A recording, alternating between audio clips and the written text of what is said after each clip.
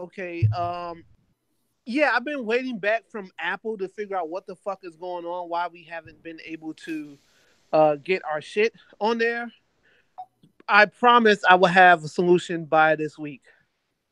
I Yeah, promise. I was trying every way to help you out with that. Like, I don't get it. I don't understand. And Like, it's crazy because whatever you did, it went back to like normal. Everything went back to Apple, and the cover art for the podcast went back up, and it wasn't showing like the ugly pod bean shit anymore. So like I knew like something happened, but once I uploaded it on Friday morning, and it wasn't up on. I don't think it was up on anything. I think it just was only up on SoundCloud.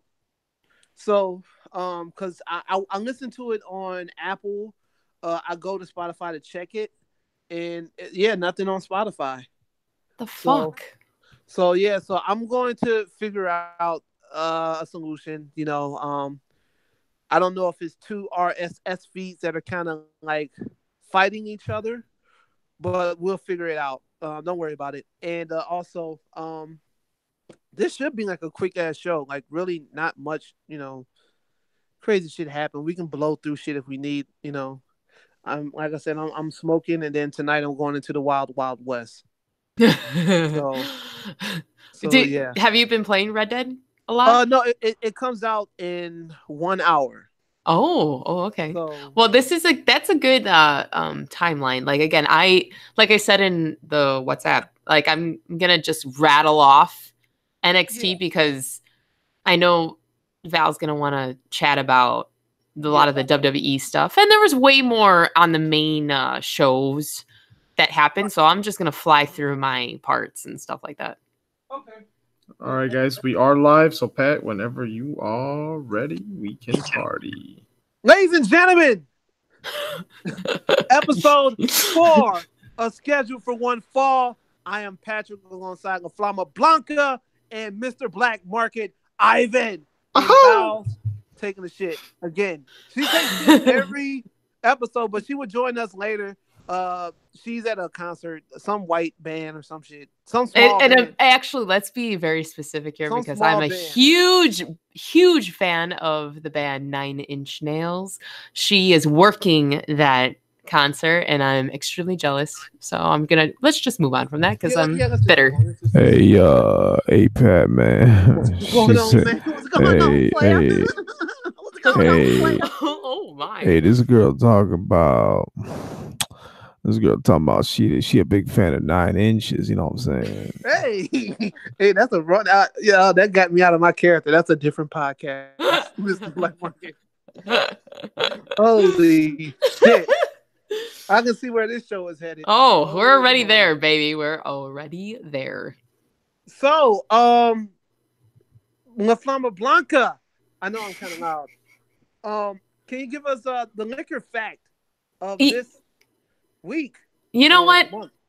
Because this is the Halloween episode, if you want to say, because Halloween is next Wednesday, and we will not be recording before Halloween. So this will be the final episode that leads up to the magnificent holiday of Halloween. And I was diving deep to find a liquor fact for the fans out there, and I couldn't, because there was just nothing really interesting that tied this blessed holiday and alcohol. So instead, I discovered a little pairing to go with this month's theme, which is the top 5 horror movies and their perfect alcohol pairing.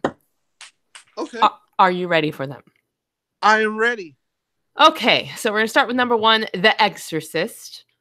The perfect pairing for The Exorcist was church wine. I thought that was interesting because I don't think how we or anybody could acquire that without priest involved. So I was like, okay, whatever. We're going to move on to The Ring as number 2, and that pairing was sake. Oh, okay. Which makes sense because of the origin of that film. Number 3, Nightmare on Elm Street has a beautiful... Bloody Mary. You know what? I thought it would have been Bloody Mary, but actually it was absinthe. Because you hallucinate and you get in a dreamlike state. Exactly. There you go, Mr. Black Market Ivan. The dreamlike state, like Dream Warriors. Okay. Number 4, Psycho. Had a great pairing of a classic Mother's bourbon. Milk? Nope. Bourbon. Oh. You spoke too soon, my friend. Bourbon, why? Did they drink that on there or what? You know what? I think it is because Psycho is the first iconic horror film / thriller. So what is a classic alcoholic beverage? Bourbon, of course, right? Yeah, I guess. Yeah. It's kind of like when you hear somebody say, "Oh, I'm drinking bourbon," you're like, "Oh, you must be 65 or older," right? Yeah, or white. Or extremely hipsterville, which Val is probably very familiar with because that's her demographic in the north side of Chicago, Windy City. Yeah. So she can speak to that, I'm pretty sure. She'll let us know later. And then we're going to wrap it up with Scream. Now, I figure most of our listeners grew up with Scream being in its heyday. And Malort, for sure it's Malort. No. This is also a very hipster choice, which I was surprised to read, which was sparkling wine. Did they drink that? What were they drinking in the beginning of the movie when they were all hanging out in the house? No, that's at the end of the movie, first of all. And you said piss? The beginning of the film is with Miss Drew Barrymore, and she has the conversation with Ghostface. And Ghostface kill him? No, dog! I didn't know Wu-Tang was up and down. Abomatomically, Socrates of Fantasy. This is pretty amazing right now because there's so many. I don't think neckbeards know that song. That is, you know what? They shouldn't be listening then. Yeah, I'm just saying, but sorry to offend, but sorry, not sorry. I'm going to do a hair flip on that. That's an interesting list. I thought that was kind of fascinating. It's very, I am an avid horror enthusiast. So this pairing list was kind of interesting, and I probably only really agree with The Ring and having sake as its pairing, and the Psycho with the bourbon because it just kind of fits with that. But hey, it was a fun article, and it's a nice icebreaker to start off our lovely evening. Well, that is wonderful. What, Danielle, would you say would be the official drink of WrestleMania this year? Piss? Oh, I mean, yeah. Oh, you know what? Hold on. You know what? Forget that. Is there a movie and a drink mix that you would have added to this list? Oh, good one. Oh, I would probably go with. I'm surprised Halloween wasn't on this list, and being that there was a very great reboot. Yes, it was wonderful. Holy shit. Thought, we have so much to talk about on a different time because great. It was a great reboot. I would put Halloween on the list, and I'm gonna go with what tasty beverage? I think I'd go with a Moscow Mule for that. Yeah. Oh, okay, that's an interesting pairing. I know. I should do something like I should do a beer because Haddonfield, Illinois is supposedly it's really not, to everybody who's listening, it is not a real town in Illinois. Yeah. But if we were gonna choose a Midwestern alcoholic beverage, you would think I'd choose beer. But you know what? So with Haddonfield not being a real place, what would you base it on? What town do you think Haddonfield would be? Oh, if you had to choose. Well, if we go off the whole film series, it seems like it's a suburban town. It's not too country-like. Yeah. So I'm gonna go with like an Evanston, like Skokie vibe. Oh wow! Yeah, downtown Skokie or downtown Evanston, definitely. Those are when the houses get really expensive. I was gonna go like Willamette, or like Gray's Lake. Oh. Or not Arlington Heights. No, I don't know. Yeah, I guess. I would agree with Gray's Lake. I have to visit this Gray's Lake you all speak of. I've heard great things about this. Hella white. You'll fit in. Pat. Now, Pat. Yeah. Thank you. Great list. Now, Pat, what drink would you attribute to Halloween Havoc? Whatever the best Halloween Havoc was. Was it the NWO debut? I'll have to no because yeah, you know what? Yeah, it might have been. So that was 96, I believe. So Halloween Havoc 96.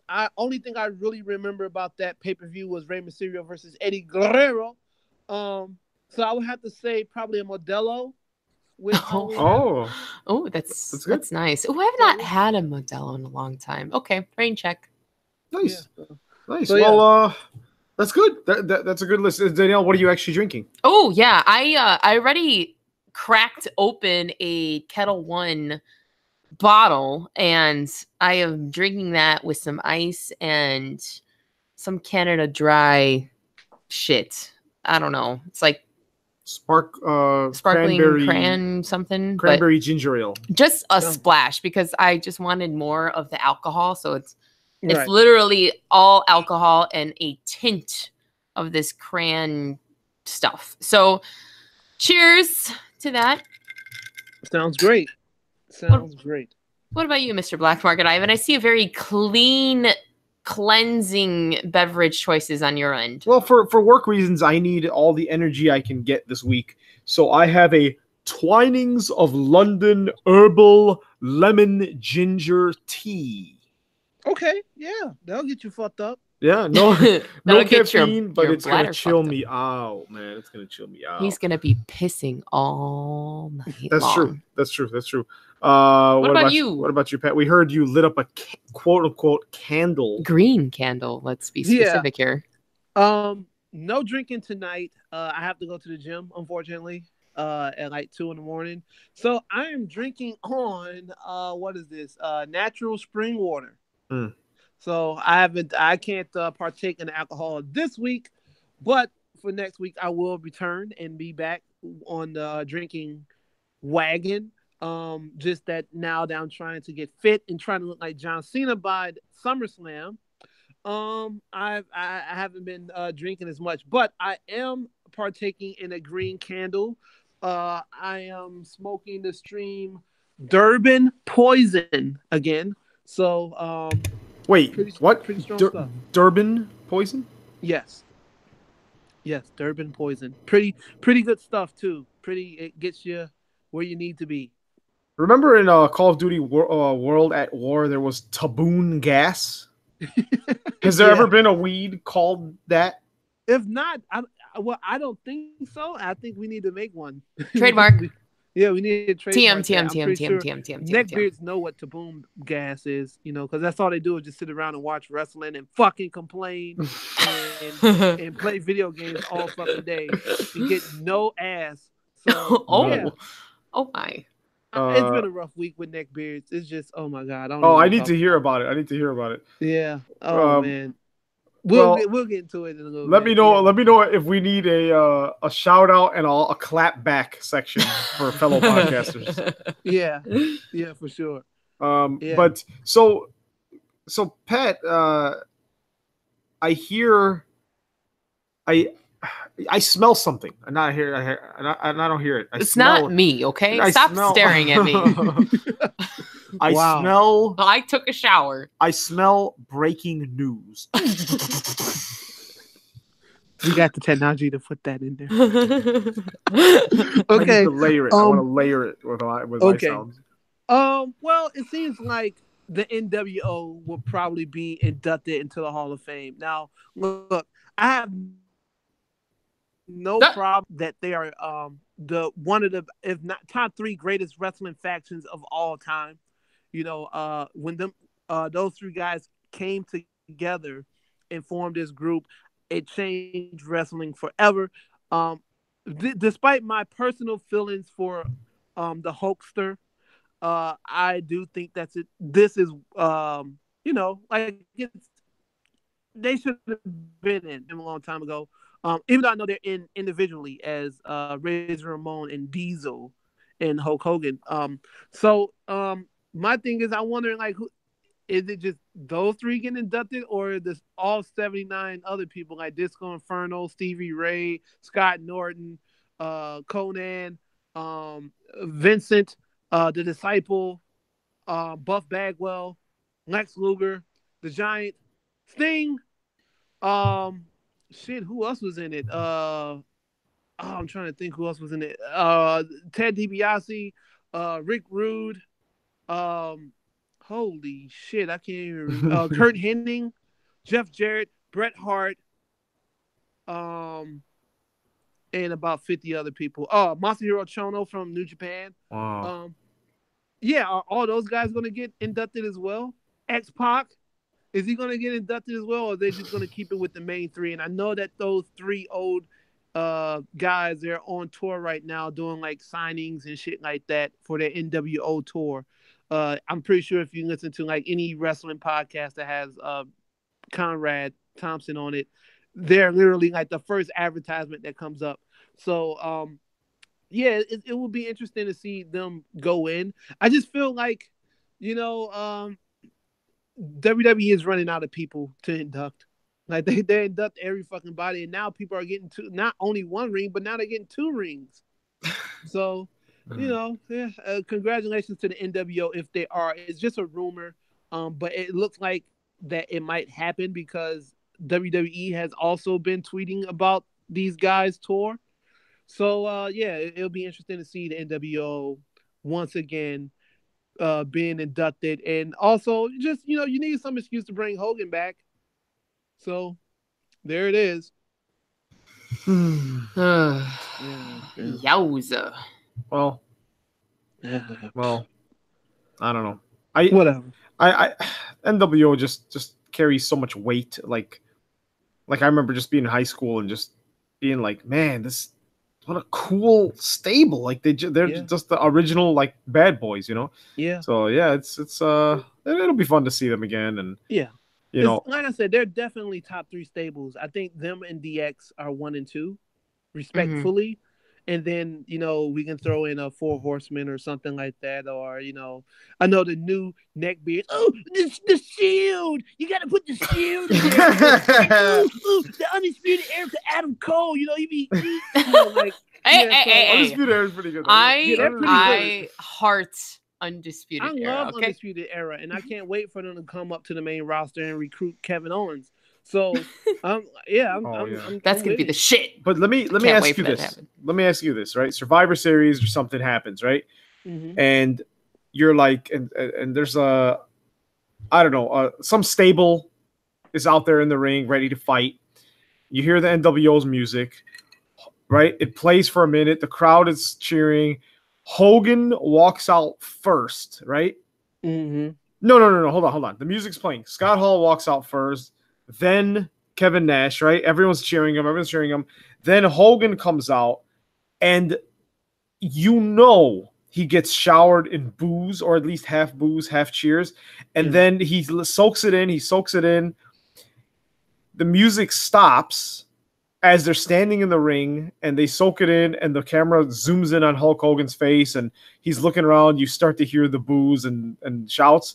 He gets on the mic and says, like, listen up, brothers. I'm not here to apologize to anyone. I'm not here to apologize to anyone in the locker room. If you don't like me, I don't like you either. I'm going to say what I want. Like, it just leans completely into the I'm not going to apologize. I say what I want, when I want, where I want, with the women I want, and just let him lean completely in and be just hated. And you know what? I wouldn't have a problem with that because his fake ass apologies is pretty much like the same. It's like what you just said. Yeah. I'd rather him just go full heel and just be like, I don't give a damn what you guys think. I'm Hulk Hogan. You're still gonna drink your milk and say your prayers and take your vitamins, and that's about it. You know what? You know what would be even crazier if the stable that's in the ring when they come out is Titus Worldwide. Yeah. Seriously, like that would be like riot levels of heat. if they're like, Yes. I don't need to apologize to you, and said, oh my Yeah. God. Oh yeah, like the New Day. Yeah, had a New Day. New Day. after. Yeah. Oh my New Day or New Day and Titus Worldwide are in the ring like feuding. Yeah. And then they come. Oh come my out. Yeah. God. You know what? That would have. Yeah. Vinnie Mac would do My something bad. like that. My bad, Danielle. Go ahead. My bad. No, I didn't mean to overtalk you. No, you're good. You know what it is? We're just so passionate. It's okay, Pat. Yeah, I said what I had to say. You speak. You know, I think that would have happened maybe back in 97, 98. This right now in this climate, I don't think WWE would do it because they have so many sponsors and shit. And I mean, it's already bad, you know, with Hogan. I don't. Well, you know, you never know because with this fucking Blood in the Sand pay-per-view coming up, I don't know what's happening. You know, so who knows? Maybe they might do that. I would hope. You know, like I said, it would be great if they just let Hogan embrace his full heel self and just get it over with. I think people would probably forgive him more if he just came out and just be a fucking heel and just say, fuck it. I don't need to tell you guys anything. You guys can kiss my red ass. Yeah. You know, yeah. so yeah. Oh well. You know. So yeah, no, that was great. That's great. So since Val is not here for her news tip, I don't know why she wrote this. She wrote Sox are gonna beat the Cubs for the World Championship 2019. Well, I don't know what that has to do with wrestling. Danielle, what about you? What's your quick hit? I heard a little birdie, which we all heard this fat birdie talking about Mr. Chris Jericho and Jim Ross developing a wrestling promotion.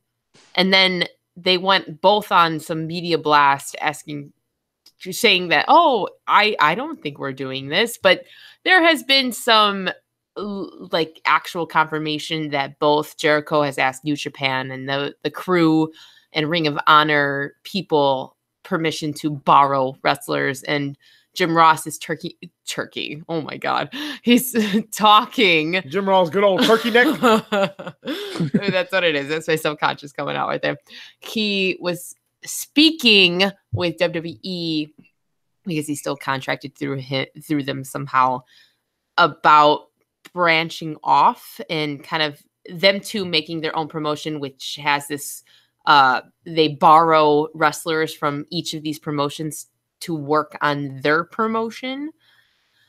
It's been claimed that this is a real thing, but it wouldn't be until like 2019, 2020. So we'll see. That's in the future. Too far ahead for me to think about. All I'm thinking about is the Jericho cruise sailing off in a couple of days, and I'm not there.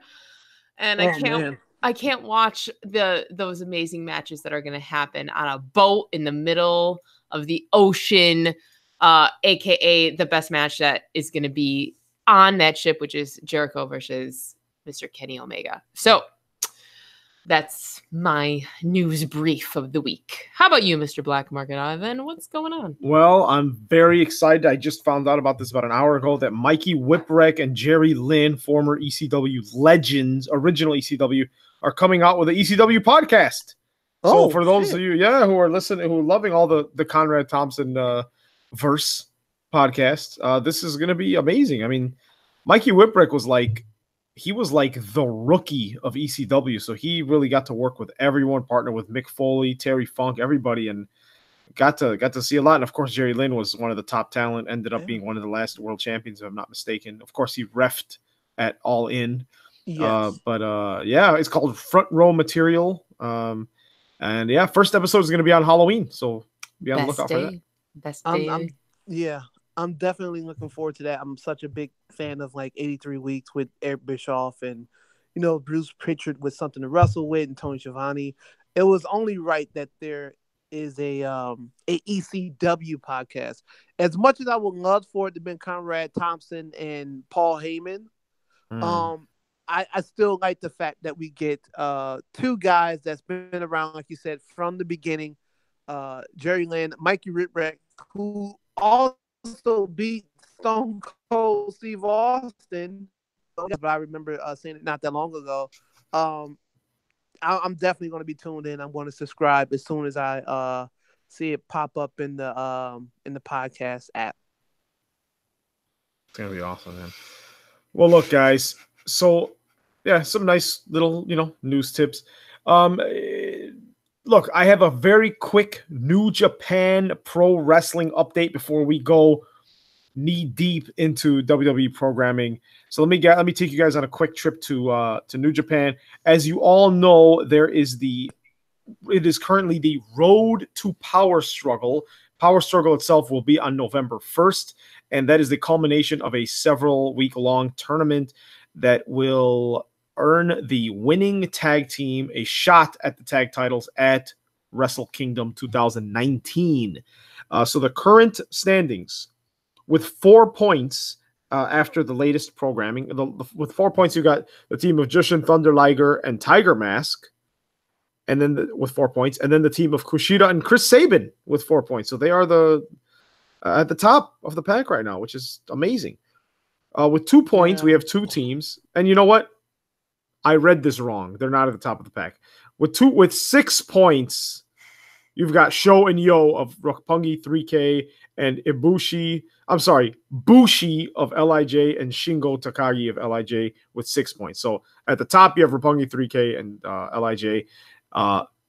Runners up, Jushin Thunder Liger and Tiger Mask, Kushida and Chris Sabin, Taiji Ishimori and Robbie Eagles, and Yoshinobu Kanemaru and El Desperado. So those all have 6 points and 4 points. The bottom of the pack is Ryusuke Taguchi and ACH. And then Team Mexico, Volador Jr. and Soberano Jr. Sponsored by Takis. You know what? That's racist. I am actually surprised because I thought Liger would have more points at this point. In 4 points is good. It is. He's in the middle. He's not good.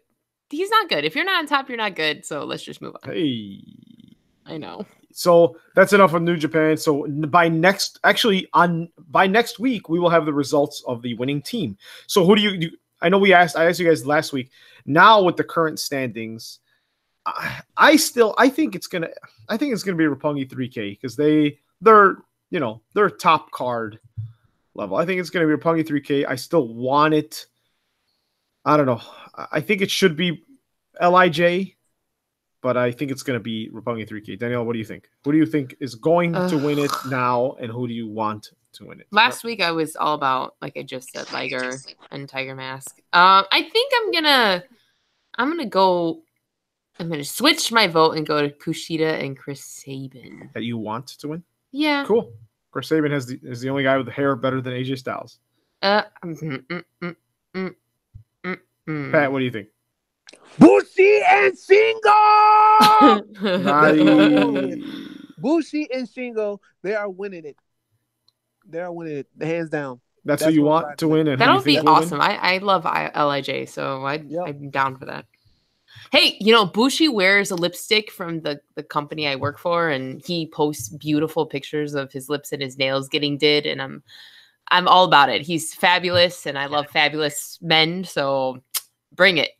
I also want to apologize for me yelling Bushi and Shingo like that. That was highly racist of me. You just announced them like the announcers. Yeah, you're just being passionate. There's nothing wrong with being passionate on the show. We embrace it.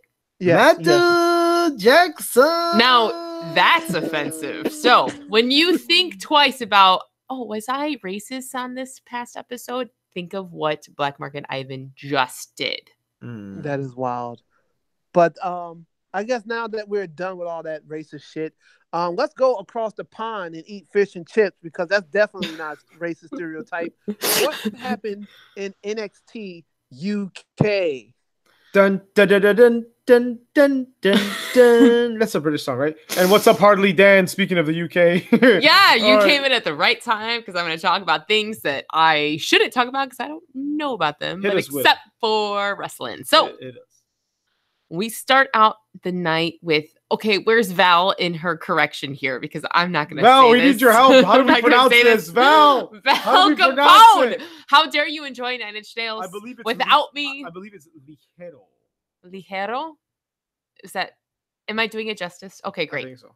He defeated Mike the Wild Boar. We follow that up with, I'm just going to just blast right through this. Okay, guys, just, buckle in. So we followed up with Miss Dakota Kai, who traveled from Tampa. Well, I guess it was Full Sail University, which is in Orlando, Florida, to the UK to defeat Killer Kelly. How is she? Is it Killer Kelly or Killer Kell? No, it's Killer Kelly. I just misspelled you it on the Y Google off? Doc. Okay. I was rushing. I was on break at work, and I was just I was doing the best I can. Okay, stop judging me. Okay. Killer Kill. And then there was a little segment afterwards that said that Dakota Kai was saying, "Oh, I heard in her New Zealand accent that there was a UK women's title, and I want to be in the running." I'm not doing any kind of accents. I don't know where this is coming from. It's alcohol. Just blame it on the alcohol. So we'll see if there's going to be a tournament. It sounds like that's what they're setting up, that they're narrowing down the people they want to fight for the women's UK belts. I don't know. We'll see what happens out of that. We follow that up with Ashton Smith defeating Tucker. And then we closed out the night with thick-thighed boy Tyler Bates defeating Wolfgang, which are both baby faces. So I guess we'll see what comes of that. That was the highlight of the night. Like, everything was great, but they closed the show out very well with that headliner of a match. Is Wolfgang part of Mustache Mountain? No, he is No. not. Who's the third member? Trent Seven? Well, there's another guy with them, no? No, it's just initially just Trent Seven and Tyler Bates. I swear there was a third guy. Well, Pete Dunne is thrown with them when it comes to WWE universe. Maybe, you know what? Maybe I'm thinking of British Strong Style. Yes, I think that's like a whole big stable group. There's like a whole bunch of Brits. Yeah. Oh, okay, Yeah. Okay. All right.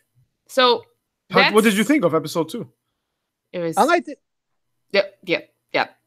Harley Dan, our resident UK correspondent, said Mike the Wild Boar sounds like rather a dull chap. I'm gonna start using that. I want to start using that term. Yeah, you're a rather dull chap. Can you trademark that? That's officially SFOF material. That's our new T-shirt. So you're getting no royalties. There is zero payment on this, Mr. Harley Dan. So thank you for that material. Okay. I love it. I love what NXT is doing with this sister brand. So I look forward to more episodes and just being engrossed in their storytelling. What about you, Black Market Ivan? I have not seen episode 2, but after we went off the air last week, I watched it, and I like the theme song. I like the graphics, and I like the venue. It's great. I think it'll take a few weeks for it to find its identity, for the crowd to get the storylines going and to build the character. But I think it's great. I think it's great. Just like anything, it's a snowball effect. So it just needs a little push. And yeah, I think they're on the white. I can't even speak. Yeah, that's right. You're right. That's it. They're on the white path. We're talking about the UK here. I mean, not to be specific, I know they have a lot of demographics there, but let's just go. We're just going to reference history here, okay? But they're on the right path, so we'll see. I'm gonna fly you from Heathrow.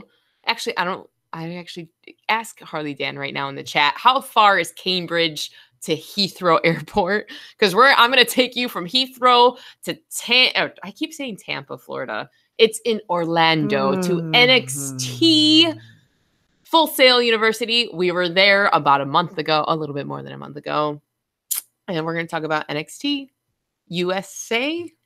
I guess we're going to call it that because whatever. We kick off NXT with Undisputed Era walking out in its entirety. The full troupe of Adam Cole, Bobby Fish, Roderick Strong, and Kyle O'Reilly. Adam Cole gets on the mic because that's what he does, and he's the best at it, and he announces Undisputed Era is 100%. So they are they're ready to compete and just claim all the gold. Mr. EC3 comes out, has some words, follows with a match between Adam Cole, and it is defeated. Oh, I'm sorry. I take that back. EC3 defeated Adam Cole, and all of Undisputed Era jumping pretty much. They just whoop his ass all over the ring. And this was pretty good for EC3 because he's had a bit of a losing streak, if you want to say, like since War Games, pretty much. So this was a good little plus sign or a little star he earned defeating Adam Cole because he has so much clout right now with the brand and what he's doing for NXT. We follow that with Mia Yim, or as I've coined her as a famous lipstick by the brand I work for currently called Candy Yum Yum, but I'm going to call her Candy Yim Yim.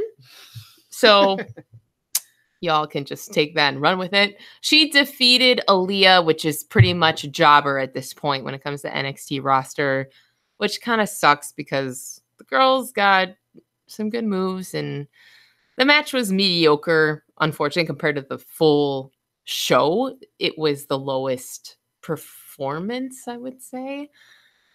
Not the best as a debut of being an official wrestler in the main roster here for Mia Yim. So, okay. It was all right. I'm glad. We'll see what happens out of that. And then we follow it up with Thick Boy, Cassius Ohno or Chris Hero, whatever you want to call him. Doesn't matter.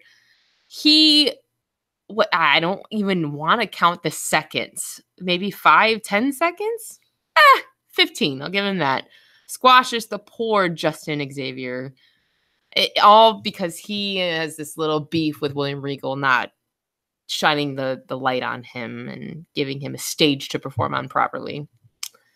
And then we follow it up with the storyline that has been dragged out for how many months now? About who fucked up Aleister Black. So I'm going to actually quote the Bleacher Report because I feel like whoever documented this did a great job explaining it. So I'm just going to read it off and then we can discuss and go from there. They start off the segment with Tommaso Ciampa interrupting William Regal as William Regal was walking towards the ring, if you want to say, with he wanting to know, pretty much wanting to be on screen. That's what it comes down to. And then Velveteen Dream cut him off, making his way to the ring, demanding Regal say his name because, that's Velveteen Dream's deal. Lars Sullivan appears and demands Dream to take a hike because he's the rightful number one contender for the belt. There's all this drama between that. And then Nikki Cross rushes to the ring and she screams out, "He's coming!" Aleister Black was shown backstage, obliterating anybody who came in his path, including the cameraman, because cameraman went down. He hit the ring, delivered the black mask to Sullivan, and demanded to know where he was. So, obviously, who's he? The unknown attacker came with a black hoodie and delivered the biggest super kick you could think of. He removed his hood, and guess what, folks? It's Mr. Johnny Wrestling because he's all about being this bad boy, and he's all about I hate everybody and I'm disturbed. I'm gonna wear a hoodie. That should have been Hangman Page. You know what? If Hangman Page, isn't super kick. Let's just. Oh, okay. I'm sorry. I have to call you out on that. I'm gonna pull a Val here and say, no, you're wrong. Doesn't he really not? Well, I guess he does a big. He does not do a super kick. Does he do a big boot? Kind of. Val, you're gonna have to defend me on this. Does he use his foot? He does his crazy flip over the ropes. Clothesline. Well, imagine if you saw really that. Sexy move. I love that, man. So this I don't care about this. I'm so disappointed. I know. I was pretty disappointed too about Johnny Wrestling being the one that took out his testicle. What was the deal? Wasn't he busted his ball literally? What was Yeah, he his? did bust his ball. It was his. Gargano? No, Aleister Black. His real injury had to do with his testicles or his dick really? or something like that. So, did not know. I honestly was hoping. Okay, deep down inside, I was hoping it was going to be a woman, and then they do like some crossover thing, like Shayna Baszler comes out and just says, you know what, I can have any title I want, kind of shit. You know, like that's what I was hoping for, but. You know, they gotta play it up to the fucking kids, like the Izzies of the fucking world. So, Well, I want to hear Patrick's opinion because he seems to like this twist. tell us, Patrick. Spin me a tale. I wouldn't say I like the twist. I do love the segment of Aleister Black destroying every fucking body. Mm-hmm. Like that was crazy how they shot that. How he just came out of nowhere. He's just kicking motherfuckers all over the fucking place. Just kicking people in their jaws, breaking jaws all over the place. Black mass here, black mass there. He caught fucking R. Sullivan with a crazy black mass and knocked his fat ass out the ring. And it was just crazy. And I love the whole Nikki Cross. He's here. He's here. He's here. Like it was just crazy. And I like how the only smart person was a black man who just rolled out the ring. Not what Tommaso Ciampa, he left too. Like he didn't get kicked or anything like that. But like it was so crazy how they set that up. I think that was probably the best segment I've seen in NXT, like on regular TV, or just doing a regular show, not doing a takeover or anything. I thought that was set up great.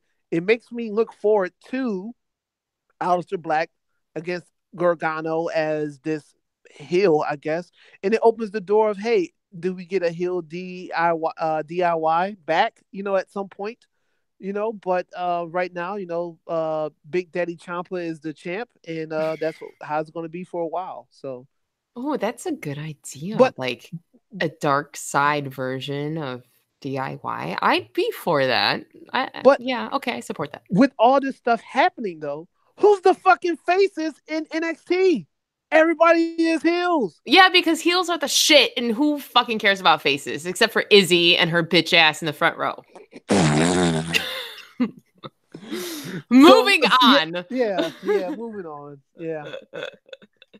All the haters can slide into Patrick's DMs, okay? That's crazy. That's wild. Patrick, on that dismal note, how about you tell me, I don't know if Black Market Ivan knows anything about what happened on the weight of 205 pounds live, but can you tell me a little bit about what happened? Because I did not have the chance to watch what happened.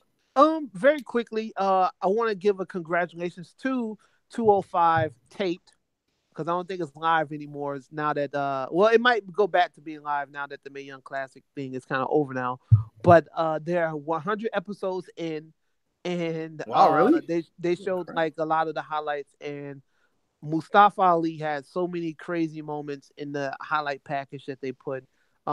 He, to me, is definitely the breakout star of 205 Live, and I hope at some point when they dismantle 205 Live, that he gets a good chance on the roster or NXT or some shit like that. That'll be pretty dope.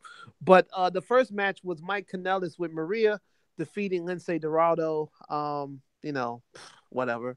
And then we had Mustafa Ali beating Hideo Itami, Mr. Respect Me, which is pretty sad. I love Mustafa Ali. I love that he wins, but I also like Hideo Itami, and it just sucks that his career in WWE/NXT hasn't been what it was supposed to be. Like he was just, Kenta, just like feared, he was up there with the, when you talk him, you would think like, the Finn Balor's or the Prince Devets and the Shinsuke Nakamura's. Like he was like on that plateau of stars from Japan, and he comes to NXT and kind of, whatever. But he did have a great match against Mustafa Ali, but he lost. And Mustafa Ali will face Tony, aka Tony Nese, aka 205 Live's Buff Bagwell next week. And I guess I don't know if that's going to determine if that's number one contendership. I'm not sure. because Buddy Murphy hasn't been seen since he won in Australia. So, um, yeah, it's crazy. Yeah. Okay, so I saw a little clip, and I don't. Is the next what pay-per-view is Evolve? What is that? No, that's not a pay-per-view. So Evolve is a kind of like an indie promotion Oh, okay. that they Okay. partnered up. Yeah, they partnered up with WWE, or Triple H just kind of reached out to them, and I know Mustafa Ali is going to take part of that as well. Yeah, and Chicago's own DJZ is going to be facing him. Mm-hmm. Okay, so that's what I was like. Okay, wait, hold on. WWE. I thought Evolve was its own promotion, but when I heard WWE and Mustafa being part of that, I'm like, no, it's got to be its own thing, because why would they branch out now? But good. I'm glad. WWE breaking boundaries, building bridges. I'm proud of them. So that's pretty cool. That's going to be awesome, because for the people who are listening, DJZ is a local top of the line wrestler here. Is he from Chicago? Yes. I didn't know that. I know he does a lot of Chicago stuff. Yes. He's been in all the well. Yeah, he's been at AAW and Zella Pro, and he's a local guy. Like, cool. Awesome. So that's going to be exciting. I look forward to seeing that match play out. Yeah. So I guess we'll just move over to fucking Monday Night Raw, and the saddest part of the week. Now, before we go on, can you read how I put the results in the docs? Oh no. No, I mean, is it visible? Is it legible? Oh no, like literally it's not visible. I thought you were trying to be all sympathetic here, but it looks like a bunch of blurry. Yeah, can you read it, Pat, or not? It looks very Russian. Okay. On mobile devices it doesn't look good because I posted a JPEG of results instead of typing them in. Okay. I see nothing. Me, yeah. So hit us with it, and we got about then we'll go back and hit some stuff. Of course, the show started out. Everyone knows that, and it's been reported on ESPN, Bleacher Report, every fucking where, Telemundo, like everywhere that Roman Reigns has relinquished the Universal Championship after revealing his battle with leukemia, has returned after dealing with it. I think he's been in remission for 11 years. Just so you know, Pat, you just went into Robo Pat mode. Oh shit. Okay, I will repeat that. Okay, Roman Reigns relinquished the Universal Championship after revealing his battle with leukemia, has returned. It's crazy because if you look at, I don't think any of the announcers, Michael Cole, Renee Young, and Corey Graves, knew that this is what he was going to come out and say. They were genuinely saddened by the news and stuff like that. And it's crazy because I was on the way home, and I came home and I just saw Roman Reigns on the ramp with Dean Ambrose and Seth Rollins, and Seth was like crying and shit. I'm like, hold on, what the fuck just happened? Like, what? And then I looked on Twitter, and obviously like everyone's tweeting about it. So, man, that's really, that sucks. Like, that's, oh man, like that sucks. So hopefully he's taking time off, and he's gonna get treatment and stuff, and he'll be back to become the 17-time world champion in WWE. So I wish him best well wishes and thoughts and prayers and all that stuff. Then luckily they brought out Finn Balor, because who can fucking boo or yell at Finn Balor? Finn Balor defeated Bobby Lashley, which I thought was a great match because of Leo Rush. Wonderful. I love the combination between him and Bobby Lashley. And I love the fact that they have Leo Rush on the mic, just being annoying as all shit throughout the whole match. We had Ruby Riott defeating Sasha Banks. Yeah, okay. And you know what? Look, I know, like, I don't want people to think that I'm constantly shitting on like the women's like matches and shit during Monday Night Raw, but this match was pure shit. It didn't mean anything. I feel like WWE is not promoting Evolution like they should, and I feel like the women are letting that be known within their matches. They're not really giving a fuck. Like low key, they don't care. You know, it's kind of like, you know, they put all their momentum going into Blood in the Sand at Saudi Arabia, and Evolution's next Sunday. And it's not really like no one, like I was so hyped about it, and I saw so many women on Twitter so hyped about it, and now these same women Twitter followers that I followed, they don't even give a shit about the pay per view anymore. It's like, okay, whatever, you know. Um, then we go to the Brothers of Destruction. I was about to say the Brothers of Construction. They confronted DX, you know, same shit, same promo that we've seen in 98, 2006, and now 2018. Really didn't care or don't give a fuck about it. Uh, Paul Heyman came out. He is the perfect example of a guy that can take a real life situation and turn it into something that had to do with wrestling. Obviously, he came out, said, he talked about Roman Reigns and stuff like that, and you know how he's praying for him and stuff like that. And you can see on his face that he was very sincere. I'm pretty sure he has a good relationship with the Samoans and stuff like that. And then just like that, he switches and say, you know, it's a good thing that he relinquished the title because now Brock Lesnar can come and get it. You know, so pretty dope stuff, you know. But that's Paul Heyman, you know, that's how you get cheap heat. And I don't think it wasn't like it was it was bad, like, people like, Ozzy Roman cancer is like a serious thing. He didn't say anything crazy, just completely out of line. He just said now that Roman Reigns is taking his time off, now it's time for the Beast to come back and get what's his. So I didn't see any problem with that. Some neck beers, they had a problem with it. Oh my God, how is this gonna shit on Roman Reigns? And whatever, man. Just go get some ass. Take $40 and pay for a prostitute and just get just whatever. Anyway, we had Elias defeating Apollo Crews.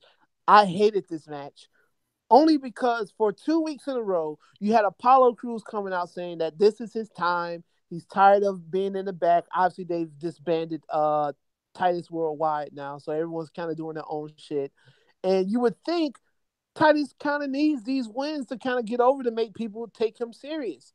But then what happened after the match is why I get why they did what they did.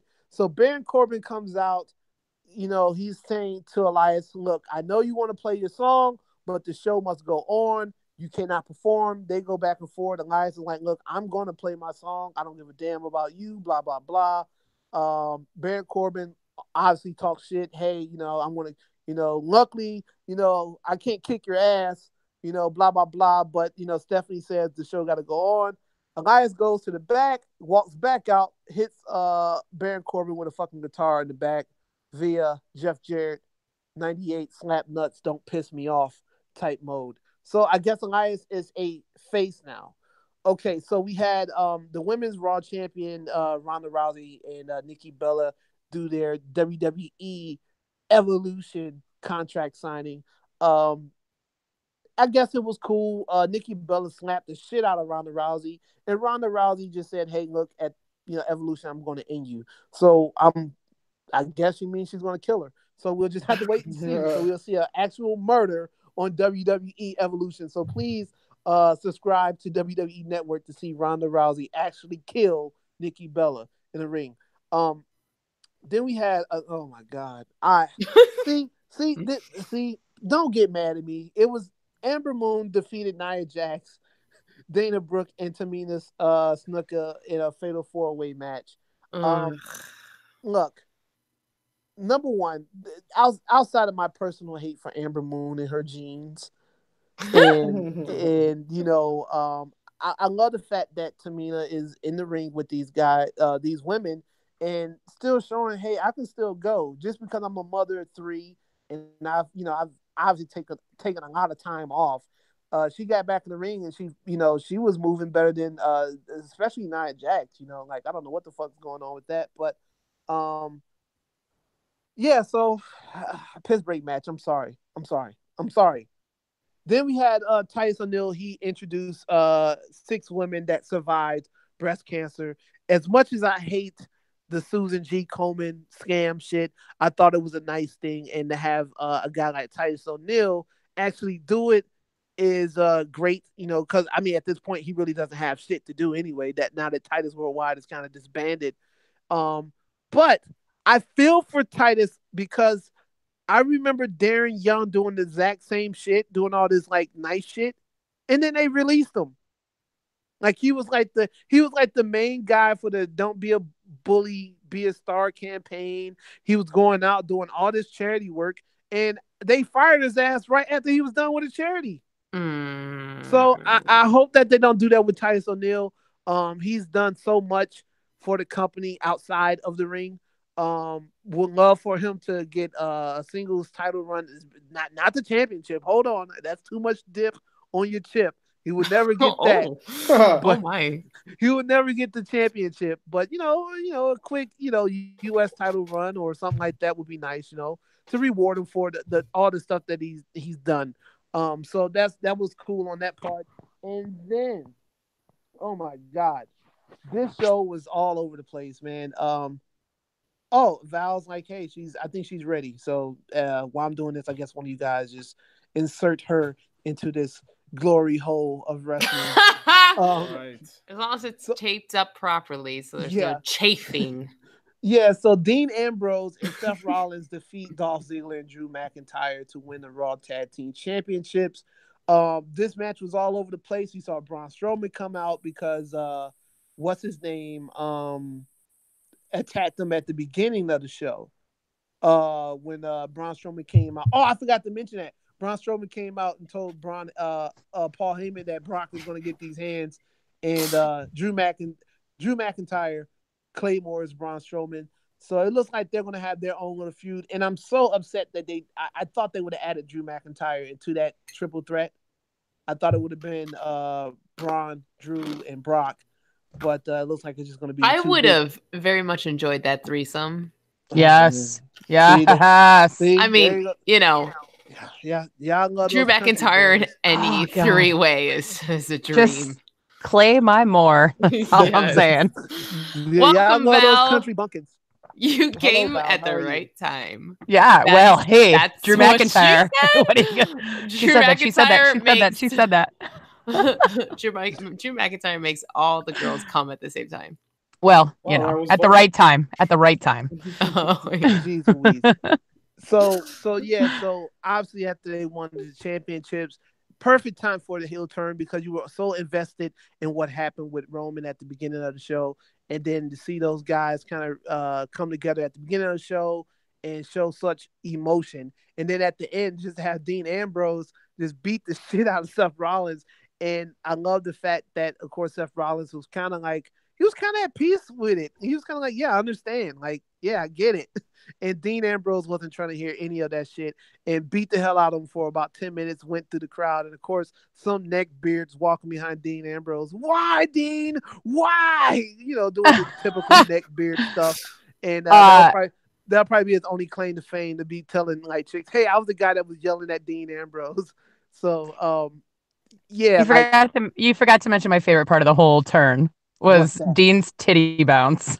Oh yes, you did mention that in our group chat that Dean bounced his boobs, and I didn't see that. Didn't see that.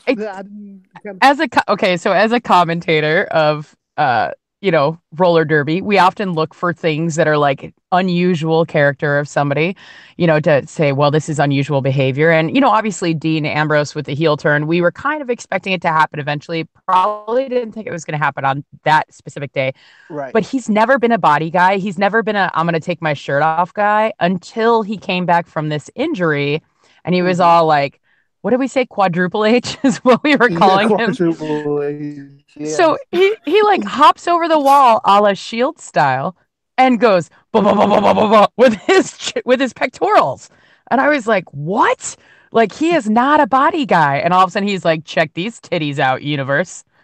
I don't know. I definitely wasn't looking at the Mr. Rose boobs. But it just shocked me that he was not only doing that, but flex, check it out, La Flama Blanca, I think is what he was doing. But I am glad that I'll watch that show when I it's on there. hope I hope we get like, the real lunatic, like the John Moxley, like that type of Oh Dean yeah. Ambrose will be perfect, and I think this will be a great setup to their match probably at WrestleMania. Now that Roman Reigns is out for an indefinite period of time, you need someone to kind of pick up the slack of Roman Reigns not being around, and I feel like Dean Ambrose as a heel going completely out of his mind will be great. The only concern I have about this whole thing is with Renee Young being on commentary, because it's kind of like, people are going to want to know answers, and obviously like she's there, and I'm pretty sure like who knows if Michael Cole and what's his name, Corey Graves, going to bring up like, what's going on with your husband, why is he acting like this, because they really don't really play it up that they're married. Only when it's like serious stuff they'll bring it up.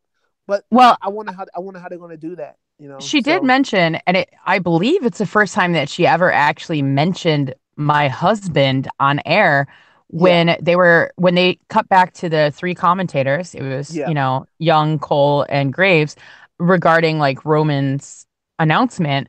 She yeah, said, "My husband has been with him every day, every step of the way for the last 6 years," and that was honestly the first time she's ever broken kayfabe, and it admitted on air that Dean yeah, is in fact her husband.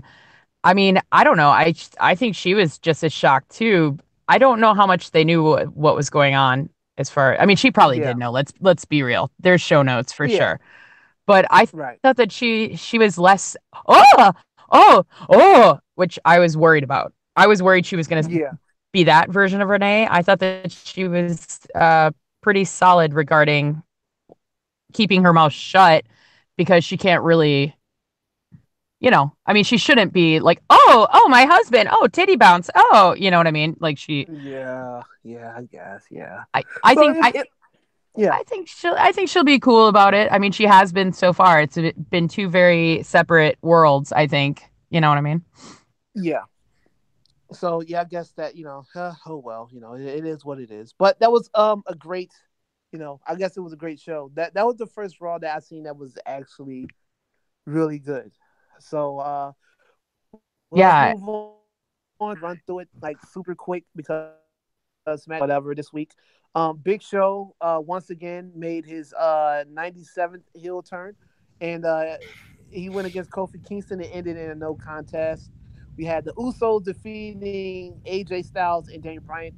I did like the fact that the Usos paid tribute to Roman Reigns by doing the fucking Superman like arm cock splash, whatever that thing is called. I don't know, when you cock your arm, like they did that. That was pretty cool. And they're still showing The off ooh ah, yeah. So that was pretty cool. And the I Superman like the stroke. What is that? yeah, the Superman stroke. Yeah, that sounds disgusting. but but yeah, so like they did that, and I like the fact that Daniel Bryan and AJ Styles are still kind of like accidentally hitting each other and kicking each other and Pele kicking and shit each other. So I guess their match had blood on the sand at well, it depends because we haven't heard any. I know we had the rumors that John Cena and Daniel Bryan refusing to go to Saudi Arabia, but we'll see how that turns out. But we'll get to that. The Miz and Rey Mysterio got into it on the Miz TV, and obviously, like Rey Mysterio being the great Mexican that he is, he's ready to go and ready to fight at any point. I thought that was actually a great fucking match between him and the Miz. One Yeah. of the better SmackDown matches I've seen this year. And just to prove that, Rey Mysterio at what 44 or 45 or something like that, 43. damn 43 can still fucking go and put on a high caliber match. Then we had what the fuck, Dancing and Destruction arose ahead of the women's battle royal at WWE Evolution. Okay, don't know what that is. Don't remember seeing that. I must have been taking a shit during that time. It was Sam, basically throwing all the women into this match, which is stupid because yeah, they've already done that that for yeah Sunday, that which is is also stupid. yeah that's trash. Shane McMahon Shane McMahon got under the universe skin when he was talking about the KKK Cup and of course, he kept saying the best in the world, which got the fans to chanting for Phil Brooks. And he said, "I don't think that guy's in this tournament." So, which is pretty. which I thought was pretty awesome. What city were they in? They were at Newark, New Jersey. Oh, okay, so not even in the Midwest. Newark. Yeah. No. Yeah, they were in Newark, and they were in the stinkiest town in America that I've ever been in. I like Newark, New Jersey. Don't get me wrong, but it takes a while to get over that smell. It stinks. I've been there before. Holy hell, man. Yeah. Shit. And then of course we had Randy Orton defeating Jeff Hardy. Obviously he was still fingering his ear, and we did see a cool segment at the end. Of course, Jeff Hardy tries to go for the twist of fate, gets countered into an RKO 1, 2, 3. We hear voices, and that was the end of SmackDown. I thought it was a decent show. For the record, that whole show just pissed me off. I got to be honest, and I usually love SmackDown. Like, that is your go home show before Evolution. At least Raw, like, there was a reason why it wasn't so much female centric focus. There was other things going on that obviously take precedence over a pay-per-view, like Roman's announcement, the heel turn. I get it. But like, the fact that the headlining match was another pointless match between Orton and Hardy just so that Orton can finger Hardy's hole. I mean, like, it's just, it was infuriating as a wrestling fan. I was just like, get the fuck out of here with this shit. I was watching it and then I'm like, I'm going to go watch Nine Inch Nails instead. Yeah. Like, I think, like you said, you would think, with Evolution being Sunday, you would think like, oh man, let's go hard for the women. Like, this is going to be like a big event. Obviously, it's the first ever all women's WWE pay-per-view, because I know TNA did a knockout pay-per-view a couple years back, which I thought was really cool. But and especially because like they're teasing, are they, aren't they, will they, won't they, whatever, of the tag titles. And I mean, they've kind of pushed this Glow Empress, whatever the fuck, tag team. And there's Abstitution and there's the Iconics. You know what I mean? Like, they could have done something like at least a woman's tag match. What they did was like super insulting, I thought. Like, basically just Carmella was annoying again, which was pissing me off because I was actually starting to like her. Asuka ended up winning this like BS match that they didn't really have, but they had. So she's probably going to lose on Sunday, which bums me out. She's like not, and she's just like wasted in this fictitious Evolution Rumble, I mean, it's a bummer. So yeah. Well, enough of that bullshit. Let's just move on to the next show. Whatever. Fuck SmackDown. They're not giving Evolution their right fucking due. Like, I was so excited when they fucking announced fucking Evolution, and it was gonna be all these women for 3 fucking hours wrestling, and that should be like Neckbeard Central, But no, they like, I really wish the leaked card that came out months ago would have been the real fucking card. But now we got to deal with whatever bullshit that they got us looking at and watching, and all these fucking women in a battle royal that won't make. It's not going to mean any fucking thing. They're going to win a fucking, I don't know, a year supply of fucking tampons or something. What? Damn! It's the Diva Cup. He's so angry he can't even like be audibly correct. Yeah, Pat, like, you're super muffled. Like if your face is in another man's neck. In a Diva Cup. I'm sorry. I'm sorry. I literally had my tampon. I literally had my phone in my mouth when I was young. I'm sorry. Oh, how dare you support women athletes? God, I'm so offended by you being passionate about women being treated like objects yet again. Oh, so offended. How dare you? Fucking bullshit. Yeah, speaking of wonderful women wrestling, Val, can you tell us about the Mae Young Classic? Oh my God. If there's a reason to be excited about Sunday, it is the Mae Young Classic 2 finals. I am so fraggity pumped. You have no idea. Oh my God. So it was the semifinals, and it was Toni Storm against Meiko Satomura. And Rhea Ripley against Io Shirai. Those were your two semifinalists. Oh my God, it was so good. I watched this episode of Mae Young Classic. I think I've been watching it almost virtually nonstop since it aired. I mean, like I've had it playing when I couldn't watch it. I could just hear the audio. It's just so good. Everything about it. If you haven't seen it, please do. The first match was Tony Storm versus Meiko Satomura, and that was like just pure raw emotion and drive that fueled that entire bout. It was so good. There were so many near falls. It was just intense. Like I scared the shit out of both my dogs. It was excellent. But, at the very last minute, I was like, is it going to be Satomura in the finals? Is this what's happening? And no, even though she put two of like the harshest moves in all of wrestling, she did the Death Valley Driver and the Scorpion Kick. But somehow Tony Storm found a way to kick out at basically 2.75. It was insane.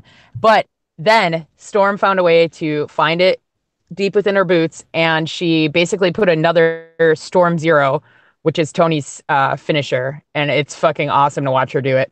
It basically shut down Satomura, and it was insane. All you just saw was Tony's blonde hair whipping about like feverishly, like every single tap of that ref's count. It was so good. She was sobbing. They both hugged each other. It was super emotional and gorgeous, and she was just like like basically in hysterics in the best of ways to the crowd, saying thank you. She gets to live her dream. She can't believe she gets to do this. And it was just awesome. And I don't know that like any other wrestling finalists get flowers, but I guess it's cool. Something to save. I mean, that's cool. Thank you, Triple H, for the flowers. It was really, really, really a phenomenal match. I can't stress it enough. Now, not to discount Rhea Ripley versus Io Shirai, but as much as I wanted to see Rhea go the distance, I didn't think it was going to be Aussie versus Aussie or Japan versus Japan.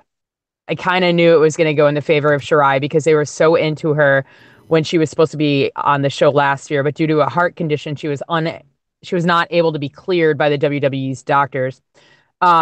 It was intense though, because Rhea Ripley has some serious power. If you are not a fan of Rhea Ripley, I am not a fan of you. That is straight up what I'm saying.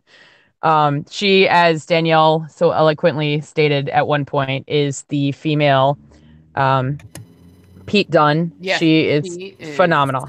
Sexy. She's the Sheet Dunne. I don't know if that works. That doesn't work. I'm really trying. I'm far too sober to be funny. I'm sorry, you guys. It was just phenomenal. Like every single thing about it was great. But of course, the Asai moonsault is what helped Shirai to the victory.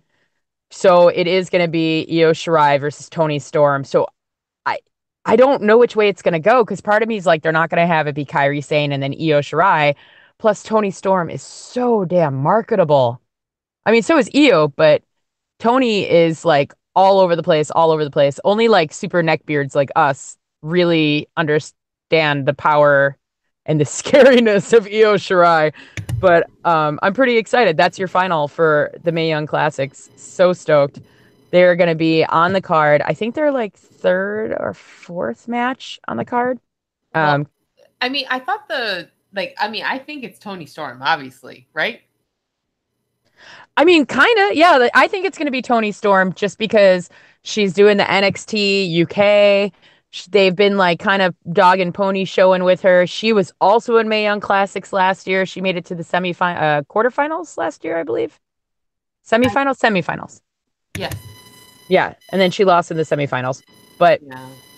I mean, but then again, Io Shirai is like legit the world's best female wrestler. While I do, in my heart of hearts, want to say it's Charlotte Flair, it probably is going to go to Io. But Tony is the full package, more like a not that Io, as we see what WWE has done with the non-native English-speaking wrestlers. They're not always so keen to put them on the forefront, unfortunately. Yeah. So, but I'm so blown away that I get to witness this live. Like, I can't even. As soon as Tony Storm started crying, I started getting choked up because I'm like, I can't believe I get to watch her live her dream in person. Like, I'm that girl. She said, I've wanted to do this since I was 10. And I'm like, since I was 7 years old, I've been going to see wrestling live. I watched Velvet McIntyre get beat by Medusa, or by Fabulous Moolah. Oh my God, I can't believe I get to see this in person. Yeah, that's what I was doing, you guys. That's how embarrassing my life is. But Oh no, you're good. You're good. Trust me, your life is way better than a lot of these fucking virgin ass neckbeards that like complain about a whole bunch of dumb shit, especially this week. And fuck all those guys that I've been seeing making those fake ass Roman Reigns like cancer awareness shirts. Like fuck you dudes, because you know damn well that those shirts are not like whatever money you get for those, they're not going to fucking Roman Reigns. Like they're not going to their family. Like no. I think that's like complete bullshit, and there is a shirt that was made because I know Samu that was also a part of the family. He's suffering from stage 4 liver cancer right now. And Ugh. he made shirts not that long ago. Actually, I think it was Tuesday. Once Roman Reigns announced that he was going through leukemia again, he came out and also said, "Hey, like, yeah, like it's real serious." So, and I think the family like they made shirts. So, I don't have any link or anything for that right now, but I'm pretty sure I know a lot of the wrestling websites, Wrestle Inc. and all those guys like they posted like where to get the shirt. But fuck all those motherfuckers. Oh, I'm so angry. I'm so angry. Gee, I gotta smoke. I gotta smoke. I would say A, you should introduce yourself to Satan Spinach, and B, Yes. if you really want to make a difference and you want to help by supporting Roman Reigns, maybe think about going to the WWE custom shop and see if they still have those Connor's Cure versions of Roman shirts available, the gold ones that Yeah. they were doing. I don't know if they're still doing that, but couldn't hurt to check and buy some Roman merch on www.shop.com, because that's really how these guys and girls make their money. Just so you know, they're all independent contractors. They all pay their own travel, their own food, their own trainers. Everything comes out of their wallets. The way Yeah. that they make the most money is the merch sales. So if you don't have like a charity that you're donating to in Roman's name, maybe buy some of his merch. For all the times you shit talked him, buy some big dog merch. Buy some Mm-hmm. gloves so you could Superman Mm-hmm. punch yourself in the face for shit talking him for years. You know what I Yeah, or mean? fucking Superman punch your dick when you're beating off because you can't get any ass. All right. Never mind. I'm sorry. I'm just so I'm my bad. I'm sorry. Pat, I heard Well, you. I heard a lighter. Are you blazing one up for the big dog? Yes, I am. I am so on blazing up. on that note, let's blaze it up and talk about the Evolution pay-per-view, shall we, folks? Huh? Yeah, yeah. Huh? I mean, I know I'm super stoked. I can't even handle it. I'm gonna be there, you guys. I'm freaking out. Ah! Me Yes. and Vinnie Mac are leaving Saturday. We're going to an awesome show, uh, a women's independent show on Sunday, which I'll talk about that shortly. But so basically, do you guys want to do the what we think is going to happen kind of thing, or do you just want me to read through the card? Read through the card first, and then we'll give our feedback. Yeah, we'll see. Yeah. Okay, so cool. So we're gonna start out with the Mae Young Classic Finals. Ah! Tony Storm versus Io Shirai. We just discussed that. The next match I'm a little iffy on, but I'm excited to see two Chicago area wrestlers wrestling at Evolution. Fuck yeah. Sasha Banks, Bailey, and Natalia. So the Boston Hug Connection, paws out, claws out, whatever the fuck. Ew. Ick.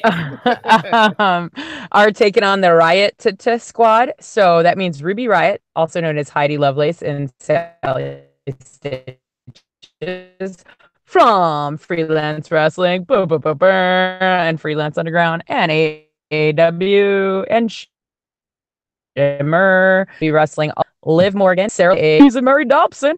So it's pretty cool. Two Chicago area women, I should say, on the card. The next one, I'm not really that excited. I'm going to be in it. So it could be a lot of legacies. It could be a few NXT call-ups. It could be people that we're not even talking about. It could just be the main roster women that are not in any of the other matches. It's the historic women's battle royale match for a future women's championship opportunity. Maybe whoever wins that can wrestle Naomi for the championship opportunity that she never actually received, which that sucks. Up next, we have the NXT Women's Championship title match between Kairi Sane, and she is taking on the one and only Shayna Baszler. So I'm very excited for that match as well. I really, really, really just want to watch Shayna choke somebody out. Is that wrong? No. Good. So up next is the clusterfuck match. It is Trish Stratus and Lita. The besties best for business, by the way, is what they're being called. Against Alexa Bliss and Mickie James. Although I have heard that Alexa is not cleared for competition because she just recently sustained a concussion. Did you guys already discuss this? No, we did not. I was at 9 Inch Nails. Sorry, y'all. That's not a humble brag. That's just I was late for a reason that isn't work for once. It's an amazing reason to not be on the show. I did score a copy of the set list, Danielle, so I will get it. Oh! I will get you a picture of it or something somehow. Oh my god, yes. Especially during Starfuckers, I was thinking of you. I love you. I love you. Anyway, so back to this. So Alexa Bliss apparently sustained a concussion at a house show. So to be on the safe side, between her losing feeling in her hands that she's been having issues with since Hell in a Cell, along with the concussion that she possibly sustained, supposedly Crazy Like a Motherfucking Foxy is going to be replacing her, which is why she inexplicably showed up in like a nude ice skating dress with mirrors sewn all over her on Monday night, and why that whole backstage bit. Did you talk about that, Patrick? That's a big negative. I did not talk about that. Was like my favorite segment about Monday night, actually. Just the girls going apeshit on each other. I didn't talk about it is because she did look naked, and I didn't want any neck beards to think that, like, you know, it was surreal, right? Yeah. It was really good. But so supposedly, what is happening? Oh my god, that was very creepy. What is happening? So supposedly, what is happening? What is going on? Oh my god, this is. I'm gonna pull a Pat line and say this is just for a different podcast. Are you gonna hang up on us and just dip? Yeah. Anyway, so it's gonna be either Alexa Bliss and Mickie James or Alicia Fox and Mickie James, but either way, they're gonna be taking on the besties best for business, Trish Stratus and Lita. Up next, we are gonna have the match that's gonna definitely make me wet my pants. It's true. Yeah. I'm glad you finished that. Oh my stars! It's not that kind of a podcast, Patrick. Drew McIntyre. But it's gonna be for the SmackDown Women's Championship in a first ever last woman standing match of your reigning champion Becky Lynch and Charlotte Flair for the title. I'm super fucking stoked for this match.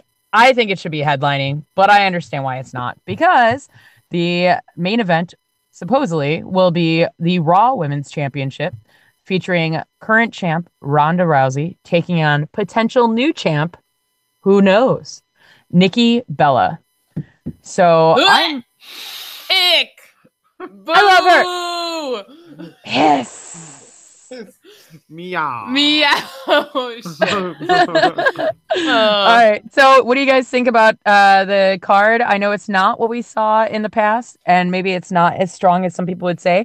But honestly, other than this like weird besties best for business and the fake ass historic battle royale match, I feel like the rest of the card is pretty good. Even the Sasha Banks, Bayley, Natalya versus Riot Squad, even though that makes no sense to just throw that together, just, hey, by the way, I think even that match is going to be pretty good. We've seen it like 5 times already on Raw. I know. Yeah, but they had to test the waters with it. And they just you know what? We have 10 minutes to fill. Let's just throw it in again. Well, and I'm, again, super Lady Mark and me, so unbiased. I'm just really excited that there's 2 Chicagoans, or Chicago area women that wrestled in the indies here on the regular as their, kind of home bases. And now they're at Evolution. To me, that that's the like 7-year-old girl freaking out watching Velvet McIntyre get crushed by Fabulous Moolah. You know what I mean? Like, and also Refrigerator Perry, whatever. It's gonna be awesome. Like, even if the matches, some of the matches seem mediocre, and I have a personal bias about some of them, I am just 100% for it.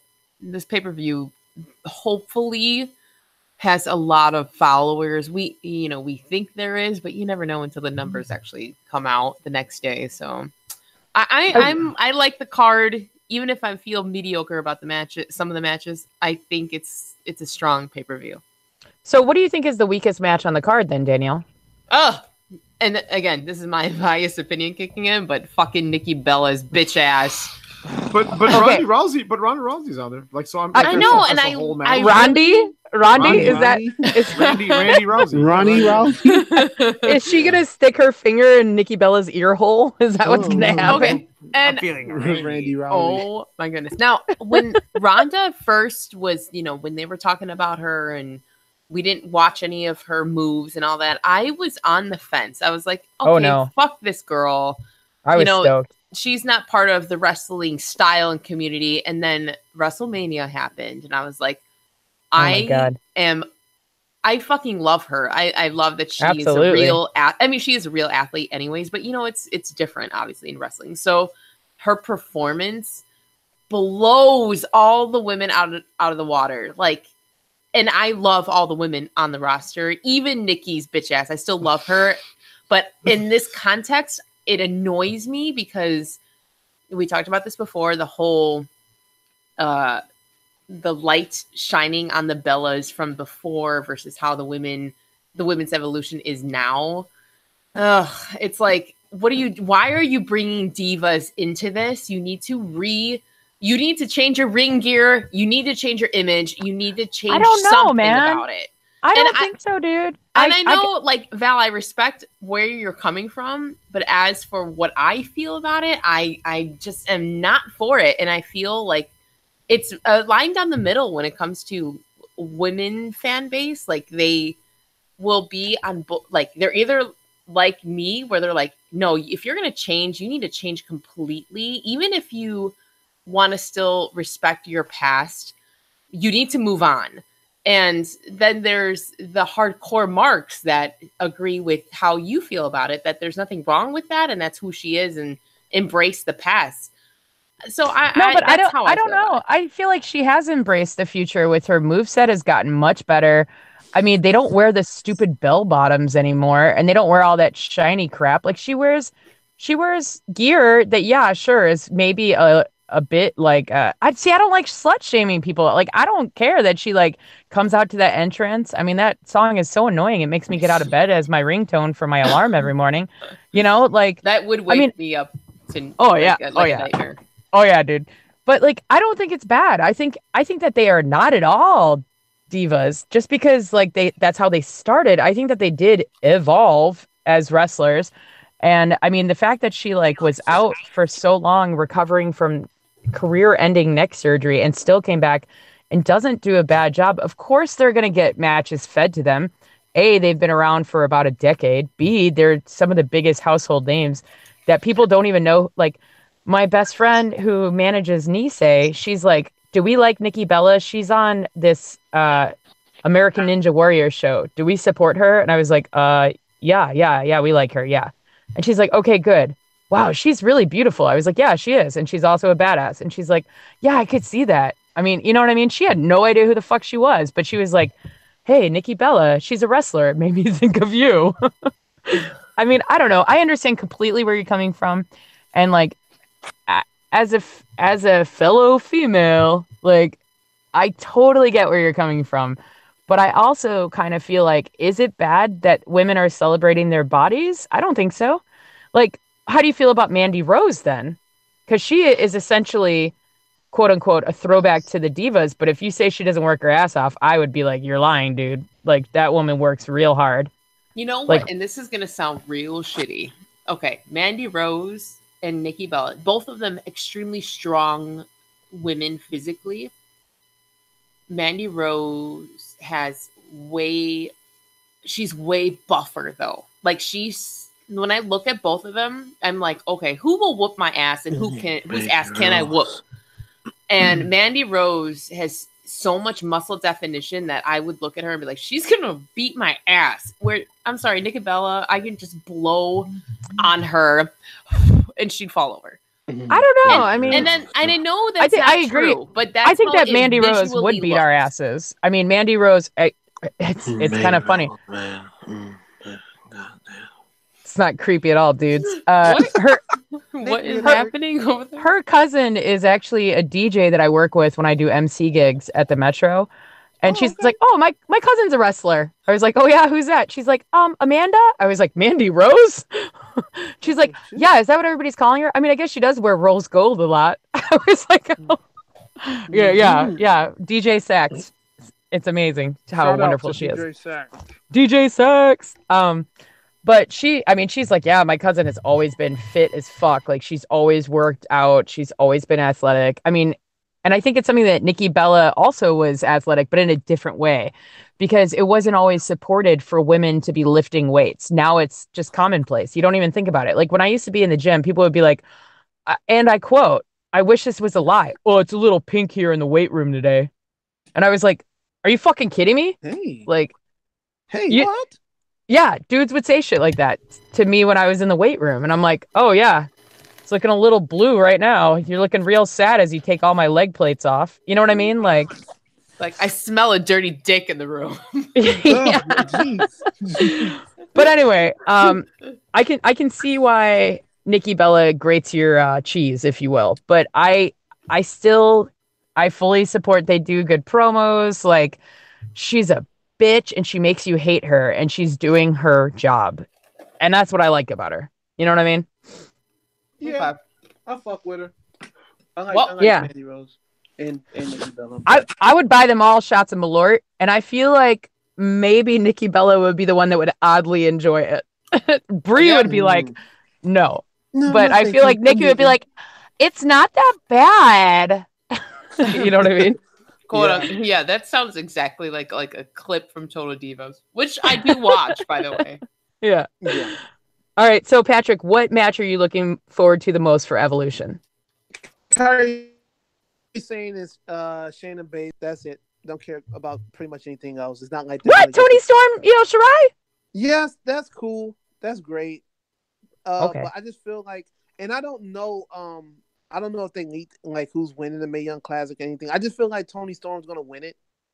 You know, I don't think they're gonna let two Japanese wrestlers win it back to back.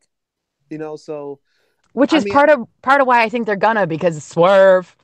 Oh yeah. But WWE, they're fucking dumb as shit. So I don't know, but I'm definitely looking forward to the NXT Women's Championship match. Their first match was really fucking good, and it's going to be great to see Baszler get her belt back. I think she's going to get the title back. I agree, and I'm going to freak the fuck out. Simon, how about you? Who are you looking forward to seeing? So I think Toni Storm and Io Shirai have the most to gain from any match on this card. So I think they're going to really put on a great clinic. So I'm excited for that. And I love Lita. Like I want to see Lita in action again, even though this is going to be, I mean, I can kind of already see how this match is gonna turn out, but I just want to see Lita in action again. So those will be the two. And then I love Ronda Rousey too. And even if it is Nikki Bella winning the belt, I'm curious to see what they will do storyline wise with that main event. Same. That's why I'm looking forward to that match, because it seems like it should be obvious that Ronda's just going to steamroll her, but I feel like there's going to be some twin magic bullshit. Somebody else is going to turn on Ronda. Nikki's going to take the belt. I'm also very excited to see what's going to happen. So, of course, the match I'm most looking forward to, you guys probably know, it's the SmackDown Women's Championship. But the main reason why I'm looking forward to it the most is because I have a tattoo bet, and I haven't gotten a tattoo bet in years and years and years, and I didn't ever lose any tattoo bets, so I'm hoping that stays true. Patrick, don't hate me. If Charlotte does not win the title back, I have to get an Ultimate Warrior tattoo. No, what? Really? Yeah, I made this bet. So a friend of mine has an Ultimate Warrior tattoo, Ruben. He's such a good friend of mine. I've known him forever. This motherfucker has tattoos every inch of his body. He has them all over his face. Like, he's tattooed everywhere. And he has the Ultimate Warrior on his pinky. And I was like, how are you going to have that on your hand, man? You're Latino, like, and you're not a bigot. Like, you're a good dude. Like, why the fuck? And he's like, I grew up loving Ultimate Warrior. I go, yeah, but that doesn't mean you should love his ignorance. And he's like, I've never heard this. I'm like, dude, research it. He actually just texted me to ask me how the 9 Inch Nails show was. I'm like, you should research it. I go, and he's like, Becky's going to beat Charlotte again. And I was like, no, she's not, because she can't cheat to win. Charlotte's going to take it. Last woman standing, Evolution, Charlotte's taking it. And he's like, you want to make a bet? I go, yeah, I bet that you get that shit lasered off of you or covered up if Charlotte wins. And he goes, all right, well, if Becky wins, then you have to get this tattoo. And I was like, all right, you're on, because I was wasted. But I'm a woman of my word, and he actually knows how much I do not like or do not care for the Ultimate Warrior. So he said I could get the Warrior logo and it could say "Woo" behind it, so it'll be a Charlotte related tattoo. That's at least it has some more like depth behind it. Yeah. But I'm not putting it on my hands. I already told him that ain't happening. I got no tattoos on my hands. I don't get it started now. That's interesting. That's mighty white of you. Tattoo bets? I don't know. I feel like that's very Chicago. Janky, Chicago. fucking Chicago idiots. A lot of guys that's got like Chicago Bull tattoos and shit from bets and shit. So yeah, I guess it's some Chicago shit. And I had to talk about it, so it's like even more real, not just us drunk after Raw. We went to Raw together. We sat fourth row. It was awesome. We had such a good time, and then afterwards is when we made that bet. Oh god. Stupid alcohol. Oh my god. Oh my god. Oh, that was not Chicago accent. I don't know what that was. It was frightening. So now we're up to the Chicago update and all that shit. So let's get that out the way, because I gotta go to the gym. I gotta go to the gym and get my you do. On, get my motherfucking swole on, so I was like motherfucking John Cena, man. What just happened? Okay, well then, I'm not going to talk too much about last weekend. I will tell you that Friday was probably one of my favorite days I've personally had in a long time. Check out powerbomb.tv if you want to watch the awesomeness that was the Halloween gimmick battle royale. I got to be a part of it.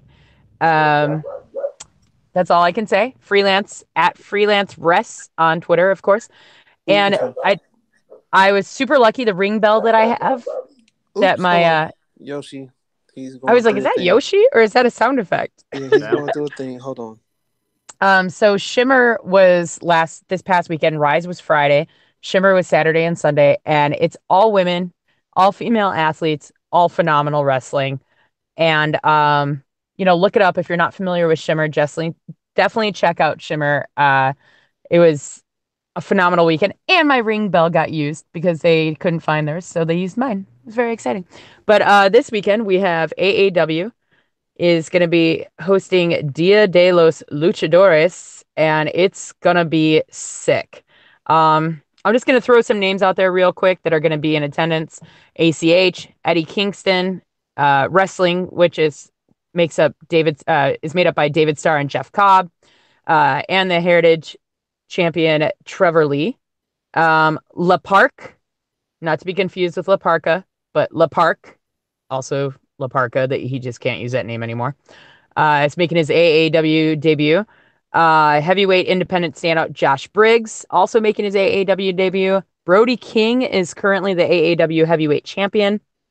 He's going to be there. It's going to be sick. Oh, Kimberly and Scarlett versus Kylie Ray and Marty Bell. Oh my God, that's going to be so good. Oh, Sammy Guevara and Ray Phoenix. My heart is breaking over this match. I just want everyone to know. It's going to be so good.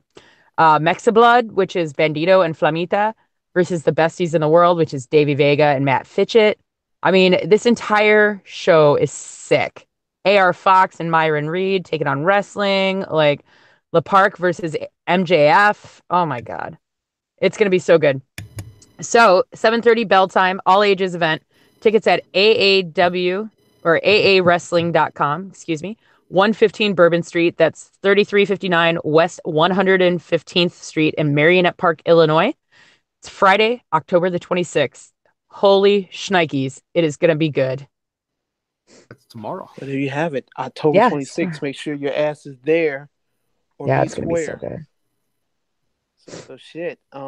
Any shout outs for anybody? Anybody got any shout outs they want I want to shout out the new record Galaxy by Patrick Pryor. Oh featuring- yeah, that's right. Oh, That's yeah. right. It's That's right. Nobody brought good. it out. Yeah, I forgot. I completely forgot. Holy shit. Plus, I didn't want to be like a dickhead and be on here like, hey, how you guys doing about wrestling? Oh yeah, I got a new record, Galaxy. Yeah. Dude, Glad to promote recognize it. Promote it every week. Yeah, whatever, dude. Put it out there. It's great. Yeah, like if At least you're the tracks I've heard. Yeah, if you're into like shit like that, I have a new record. I'll just search my name, Patrick Pryor, and my shit is up. I don't.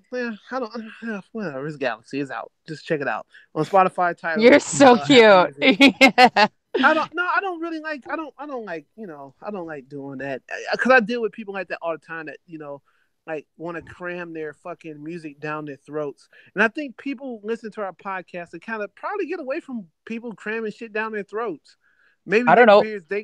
We're cramming our opinions down people's throats, so I don't know if that's true. And neckbeards are cramming Cheetos down their throats. So I guess, I miss Cheetos. I like Cheetos. It's I been a miss while them. since Cheetos.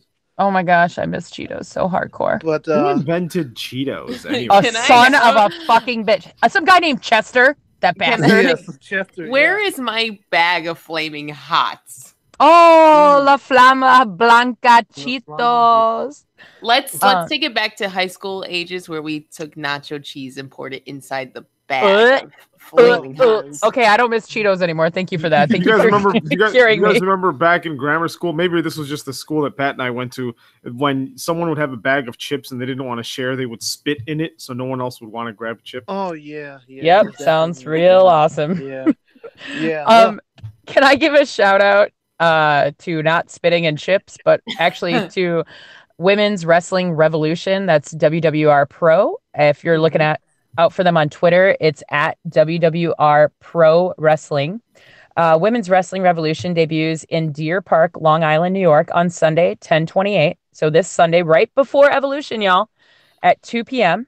with WWR versus the World. It's going to be streaming live on Powerbomb TV. Okay. So just so much love to the folks at Powerbomb TV. They're so phenomenal that they help the world see all the amazing indie action. Can I just say that as an aside?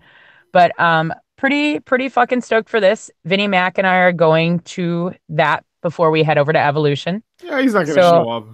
No, he has to. Just like he has to show up. He has to show up. Damn, you know what this means? Vinnie Mac has been called out on almost every episode since Wario Wrestling, so he needs to come on the show. He's going to be quote unquote sick again. No, we are flying to fucking Long Island. I am not flying to Long Island by myself. You'll have an empty seat next to you that you can stretch out on. Oh, all right. Well, that's fair. But yeah, anyway, so it's going to be really good. So excited. I get to see Jazzy Gabert. Do you guys remember her? Yes. Oh my God, boss ass bitch. She's taking on Kimberly. Jazz, like actual jazz. Oh man, she had a great match not that long ago. Yeah, dude. She's taking on Jordan Grace, like the girl that all of SFOF loves. Yeah, Thick Mama Pump. Wow. Penelope Ford versus Jessica Troy. Like, what? Karen Me versus Zoe Lucas. Oh my God, I love her so much. If there is a heel on the indie circuit of women's wrestling that you need in your life, everyone, ladies and gentlemen, let me introduce you to at Zoe, Zoe Lucas, Lucas Pro. You better know how to spell that, otherwise you're fucking fired. How you spell that? PRO, yo, don't spit in my chips. Don't burp in my eye. Don't burp in my eye. But yeah, I mean, Solo Darling versus Willow Nightingale. They're taking on Solo Darling and Willow Nightingale are taking on Tessa Blanchard and Indy Hartwell, which props to Indy Hartwell. I love you, girl, so much. So amazing. Shazza McKenzie's there. I mean, there's so many phenomenal women wrestlers that we're going to see. Vinnie Mac and I, whether he's sick or not, we are going to be there in Deer Park, New York on Sunday. I am so shocked. Karen Q, like, are you kidding me? Are you kidding me? Zoe Lucas versus Karen Q. Oh my God. All right. Anyway, that's me. That's who I want to give a shout out to. All the fucking badass women that I'm going to see this Sunday. That's dope. To keep it going, I want to shout out Twitter user Kimber Last Kick. I just posted a picture in the chat, in our group chat. She custom made Evolution jacket. Oh, is that what that was? Yes, and Oh, it looks so cool. fucking incredible, hand painted, and I think I'm pretty sure she's gonna wear it at the pay-per-view. It pretty much has every fucking female wrestler that you could think of, like their logo or whatever on it. Pretty dope. So shout out to her for making an amazing jacket that I wish I could wear. Like that, I would definitely wear that. Like that's pretty dope. That's the only shout out that I got. Fuck everybody else. I have no fuck, shout outs. Fuck Apple. Fuck Apple Podcasts. Yes. Fuck them. But I'll deal with them. No, they go into the penitentiary, okay? Yeah, they're definitely going to the penitentiary, fucking bitches. Is that, are we collectively putting them and also cancer? Can we put Apple Podcasts and cancer? Yes. That's cumulative. Cumulatively one. And the kingdom of Saudi Arabia. And we're not even gonna even talk about it more than that. Nope. Yeah. Fuck them. Yeah. So, well, that was a great show. Fucking episode 4 and all that good stuff. You know, it's always great talking wrestling with you, women and Guy. You know, and I can't wait for Evolution. Hopefully, I don't fall asleep during it. Not because it's a boring show. Whoa! No, what? Not because it's a boring show. It's just that I just feel like, you know, I'm kind of a little upset with some of the booking. They could have done so much better for the women. I think they deserved a better showing. You know, and them having a lack of support going into the Go Home show. So WWE's priorities lied. So, but I am going to tune in. I know there's going to be like a 7-hour event. I wish, but no, it's not. Oh, it's not? I thought they were doing like some WWE network stuff like before that. I don't know. They might be doing some weird like network special shit, but it's just a regular pay-per-view as far as I know. For that. Fuck the WWE for that. They give them 7 hours. Give them, you know, if you're gonna give these fucking other pay-per-views 5 hours and shit, you can give the fucking women 5 hours and let them shine. But you know, whatever. I'm just high right now. I mean, that's fair. He left. Oh no! Did he just leave? He left. Fucking Patrick! I didn't mean to. You know what? He puts the pat in patriarchy. You mean fucking patriarchy? Okay. Val, have a good night. Have a good night, Val. We'll see you next week. Enjoy Evolution. Take some pictures. You'll be our on the beat correspondent. And I will do my best. I don't know what kind of signal there's going to be there, and also I might want to live in the moment. I might take some pictures and then post them after the fact if everybody's okay with that. Are you guys okay with that? Just bring us stories. I thought you were going to say bring you memories. I was like, well. Thanks for the memories. You know, unplug while you're there. Have a good time. Yes. I'll post them after the fact. That's usually what I like to do. So. Yes. Okay, guys. Oh my God, I'm so excited. Bye. That's awesome. Bye.